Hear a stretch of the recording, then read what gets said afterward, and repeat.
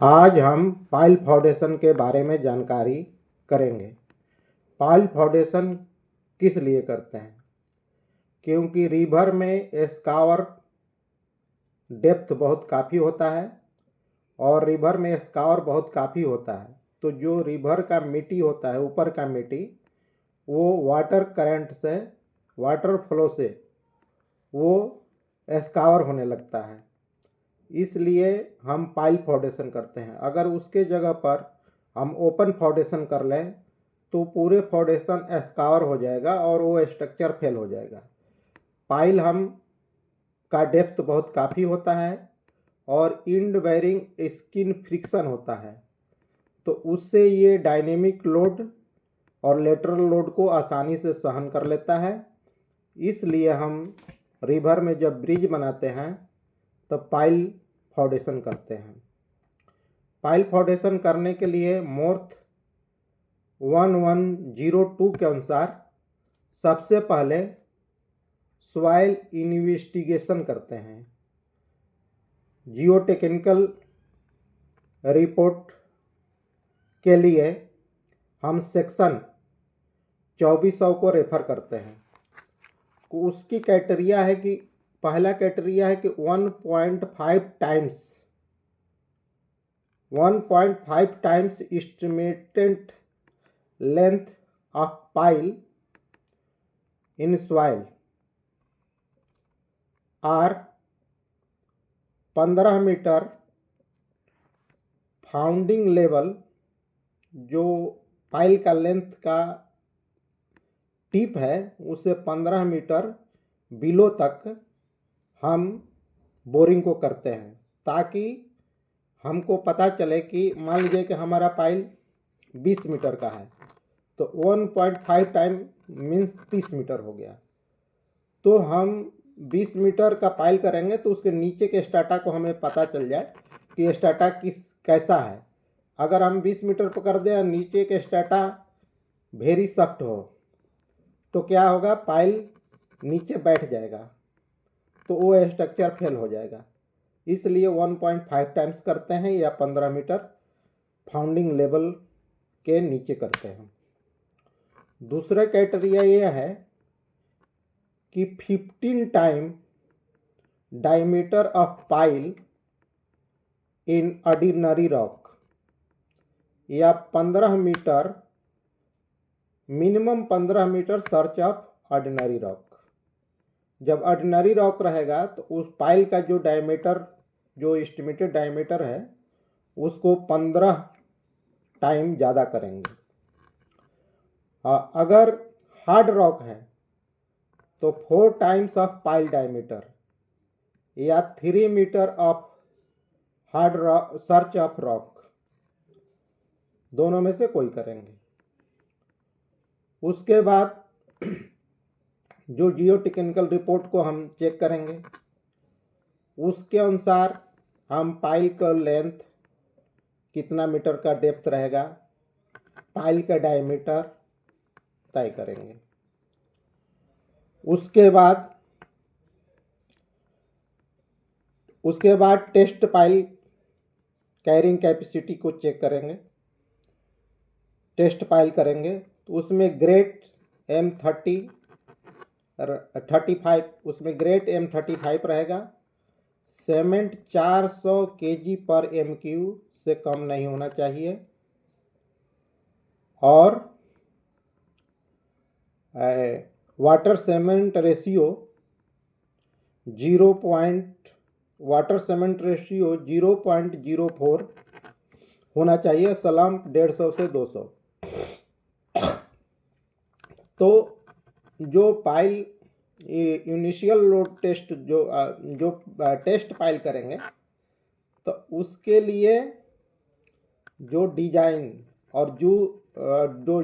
और उसका जो सेफ लोड है, जो उसका डिजाइन करेंगे इनिशियल लोड टेस्ट का, तो जो जैसे उसको करेंगे उसी के अनुसार वर्किंग पाइल भी करेंगे।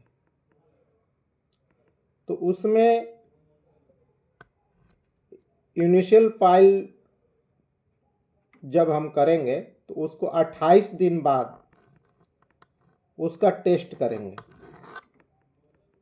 28 दिन बाद टेस्ट करेंगे, कटअप लेवल तक चिपिंग करेंगे और उसको पर पाइल हेड बनाएंगे, उसके बाद टेस्ट करेंगे। तो इनिशियल लोड टेस्ट जो है इंड बेरिंग स्किन फ्रिक्शन में साइक्लिक लोड टेस्ट करेंगे, और ऑर्डिनरी रॉक जो जो रॉक टिप में है तो वहाँ मेंटेन लोड टेस्ट करेंगे। तो इसके बाद टेस्ट जो करेंगे तो जो डिजाइन लोड है उसके 2.5 टाइम लोड देकर टेस्ट करेंगे, 2.5 गुना। उसके बाद टेस्ट जो है उसकी क्राइटेरिया ये है कि soil profile, design length, design load capacity same है। हर कैटेगरी के लिए 2 पाइल टेस्ट करेंगे। अगर इसमें से अगर मान लीजिए कि डिजाइन लेंथ चेंज हो गया, 20 मीटर है 25 मीटर हो गया, पाइल का डायमीटर 1200 है 1 मीटर हो गया, तो फिर उसके लिए हर कैटेगरी जब चेंज होगा तो 2 करेंगे। ये मोर्थ बोलता है, मोर्थ 1100 के अनुसार। लेकिन IRC SP 84 2019 वो बोलता है कि 60 मीटर से जब कम लेंथ है ब्रिज के तो 1 करना है। तो दोनों में अंतर है।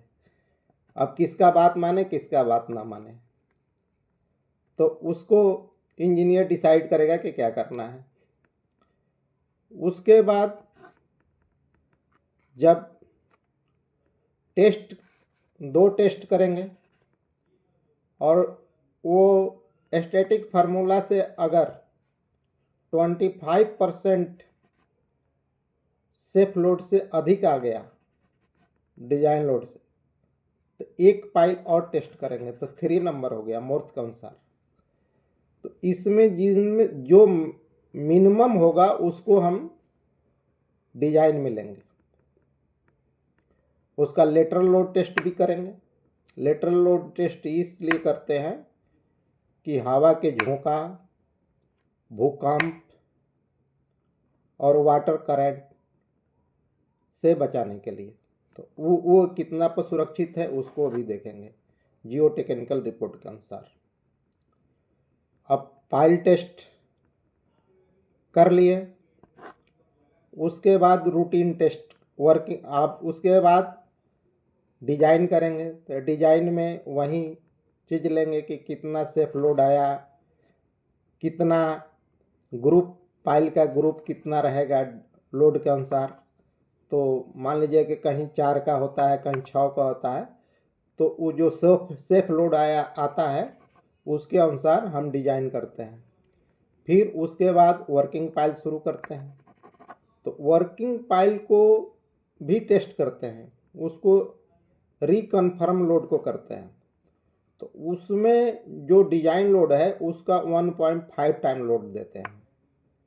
तो इस तरह से हम टेस्ट करते हैं। टेस्ट जो करते हैं वो IS 2911 के अनुसार करते हैं। टेस्ट के बारे में हम अलग से वीडियो बनाएंगे, क्योंकि जब टेस्ट के बारे में बतलाएंगे तो ये वीडियो बहुत बड़ा हो जाएगा और आप समझ नहीं पाओगे। तो इसलिए टेस्ट के लिए अलग से वीडियो बनाएंगे। तो उसके बाद रूटीन टेस्ट जो है अप टू 50 2 नंबर टेस्ट करते हैं, और 50 से टू 150 3 नंबर, और 150 से एबव में टोटल नंबर ऑफ पाइल का 2%। उसके बाद इंटीग्रिटी टेस्ट करते हैं। वो किस लिए करते हैं, उससे हमको पता चलता है कि जब हम पाइल कर रहे थे तो उसमें से कहीं टूट फूट तो नहीं हुआ।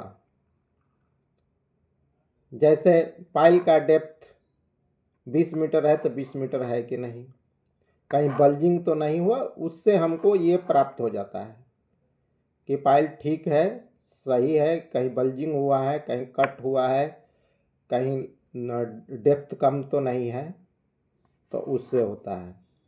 एक चीज़ मैं भूल गया, जब पाइल करते हैं तो उसमें टेम्पररी केसिंग डालते हैं। टेम्पररी केसिंग इसलिए डालते हैं कि जब हम बोर करते हैं तो बोर करते हुए उसके अंदर मड, पानी, सैलरी जो आता है, तो उसको रोकने के लिए, कोलैप्स होने के रोकने के लिए 2 मीटर तक हम टेम्पररी केसिंग डालते हैं। और पाइल कोलैप्स ना हो तो उसके लिए बेंटोनाइट का प्रयोग करते हैं। तो बेंटोनाइट का प्रयोग करते हैं। अगर बेंटोनाइट के डेंसिटी चेक करते हैं तो उसका डेंसिटी 1.05 होना चाहिए। अगर उससे ज़्यादा है या कम है तो ठीक नहीं है। तो उसके बाद क्या करते हैं कि उसके बाद भी अगर हमारा पाइल कोलैप्स होने लगे तो स्टील लाइनर डालते हैं। तो स्टील लाइनर स्कावर डेप्थ तक पहले देखते हैं, और कभी कभी हम परमानेंट फुल डेप्थ में स्टील लाइनर डालना पड़ता है। उसका थिकनेस मिनिमम 6 mm होना चाहिए। उस किस कंडीशन में डालते हैं कि जो जियो टेक्निकल रिपोर्ट है और सॉइल, सॉफ्ट सॉइल का वैल्यू n <3 है तो पूरा डेप्थ में हमें स्टील लाइनर डालना पड़ेगा। या सैंडी सॉइल है और n<8 है तो पूरा डालना पड़ेगा। तो स्टील लाइनर डालते हैं, फिर पाइल करने के बाद उसको वॉश करते हैं क्योंकि उसके अंदर मड ना रह जाए। तो वॉश करने के बाद जब पूरा हमारा पाइल बोर क्लीन हो जाता है तो उसका साउंडिंग चेक करते हैं कि डेप्थ सही है कि नहीं है। उस और केज डालते हैं, इस रेनफोर्समेंट को चेक करते हैं और केज में कवर प्रॉपर है कि नहीं, उसको डालते हैं। उसके बाद कंक्रीट करते हैं। अब जब पाइल हो गया, टेस्ट हो गया, तो पाइल कैप करते हैं। तो पाइल कैप कटअप लेवल पर करते हैं। कटअप लेवल ड्राई होना चाहिए, सूखा होना चाहिए। अगर कटअप लेवल में पानी कहीं से आ रहा है तो उसको डिवाटरिंग प्रॉपर करना चाहिए, और उसका लेवलिंग कोर्स 80 mm से कम नहीं होना चाहिए, और ऑफसेट 150 से कम नहीं होना चाहिए। और रेनफोर्समेंट वर्क करते हैं, और वहीं से पियर का भी सरिया हम लेते हैं। और रेनफोर्समेंट जब पूरा हो जाता है, पियर का सरिया पूरा हो जाता है, तब पाइल पियर कैप कास्ट करते हैं। तो आज दोस्तों हम इतना ही जानते हैं। आगे मैं फिर एक वीडियो बनाऊंगा क्योंकि ये वीडियो बहुत लंबा हो गया। अब मैं समाप्त करता हूँ। अगर कोई त्रुटि हो तो हमें बतलाने का कष्ट करेंगे, और इसके लाइक और सब्सक्राइब करने का कृपा करेंगे।